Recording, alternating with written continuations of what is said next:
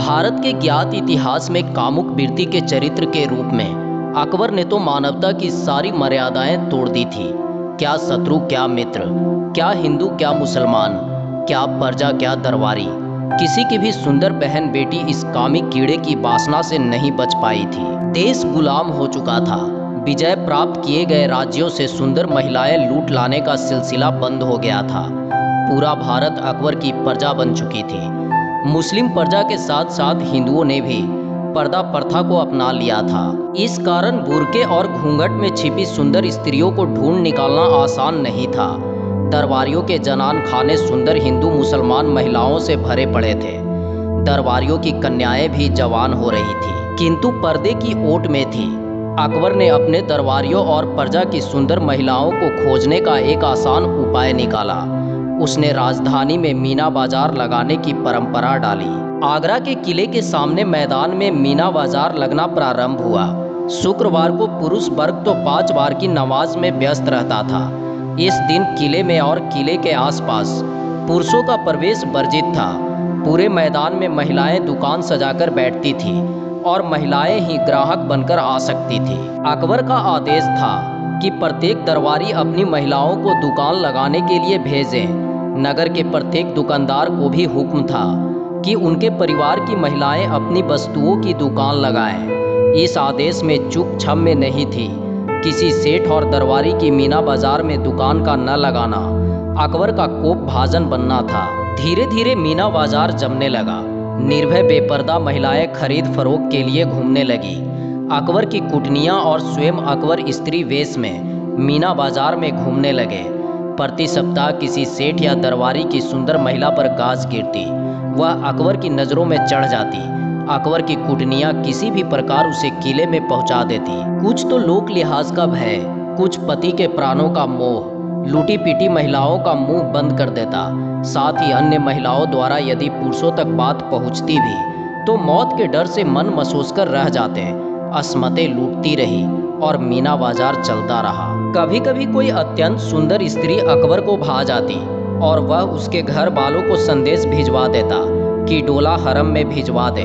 यदि स्त्री विवाहित हुई तो उसके पति को तलाक के लिए बाध्य करता। इस प्रकार कई दरबारियों की कन्याएं और विवाहिताएं आगरा के किले में लाई गई। इस समय अकबर की उम्र 22 वर्ष थी। नित नई स्त्रियों का भोग निरंतर उसकी वासना को बढ़ा रहा था। उच्च वंश के शाह अबुल माली और मिर्जा शरफुद्दीन हुसैन जैसे लोगों की महिलाएं भी अकबर की वासना का शिकार बनी थी। इन्हीं दिनों एक शेख की पत्नी अकबर की निगाह में चढ़ गई। अकबर ने शेख पर दबाव डाला कि अपनी पत्नी को तलाक दे दे ताकि मैं उसे अपने हरम में डाल सकूं। ना तो शेख अपनी पत्नी को छोड़ना चाहता था और ना ही उसकी पत्नी इस पशु के पास जाना चाहती थी। आगरा के और भी 10-12 परिवारों की महिलाओं को अकबर अपने हरम में डालना चाहता था। आखिर आगरा के चुनिंदा मुसलमान दरबारियों की एक गुप्त बैठक हुई जिसमें अकबर की हत्या की योजना बनाई गई। शरफुद्दीन का एक हिंदू गुलाम था जिसका नाम था फुलाद। बाड़मेर का रहने वाला ऊंचा पूरा कदावर जवान आबू मलिक के मित्र शरफुद्दीन ने उसे अपनी गुलामी से मुक्त किया और बदले में अकबर को मार डालने का वचन लिया।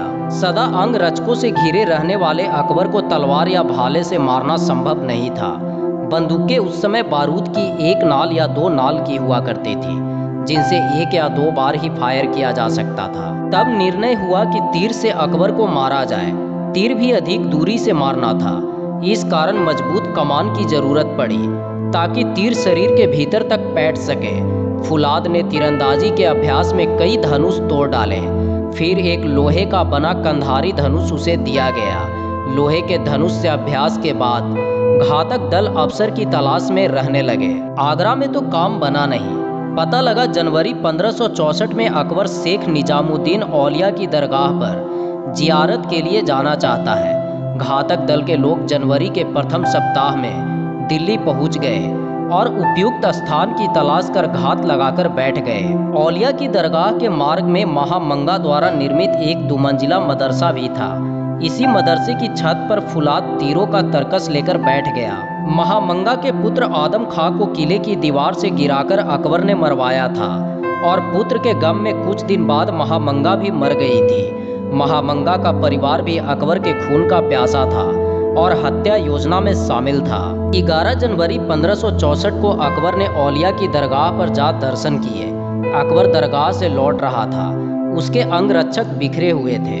अकबर जैसे ही मदरसे के नीचे आया, एक सनसनाता तीर आकर उसका कंधा बिंध गया। अकबर जोर से चीख पड़ा। अंगरक्षकों ने उसे अपनी ढालों की ओट में ले लिया और तीर की दिशा में निगाहें दौड़ाई। देखा तो मदरसे की छत से एक विशालकाय व्यक्ति तीर बरसा रहा है। सनाटे तीर अंगरक्षकों की ढालों से टकरा रहे थे। लोग मदरसे की ओर तलवारें समेत दौड़ पड़े और फुलाद के शरीर के टुकड़े टुकड़े कर दिए गए। अंगरक्षक घुड़सवारों ने अकबर की सवारी के मार्ग में आने वाले सभी बाजार बंद करवा दिए। प्रत्येक घर के खिड़की दरवाजे बंद करवा दिए गए। घरों की छतों पर मुगल निशानेबाज बैठा दिए गए। इस प्रकार पूर्ण सुरक्षा के साथ अकबर दिल्ली के महल में लाया गया। तीर काफी भीतर तक धंस गया था और लगातार खून बह रहा था। कुशल जर्राहों, जो कि उस समय के सर्जन थे, उसके कंधे से तीर निकाला। 10 दिन तक हकीमों से इलाज करवाकर अकबर पालकी में बैठ आगरा लौटा। गहरे घाव के कारण वह घोड़े की सवारी के अयोग्य था और हाथी की सवारी में निशानेबाजों का खतरा था। मौत के भय ने अकबर को झकझोर दिया था।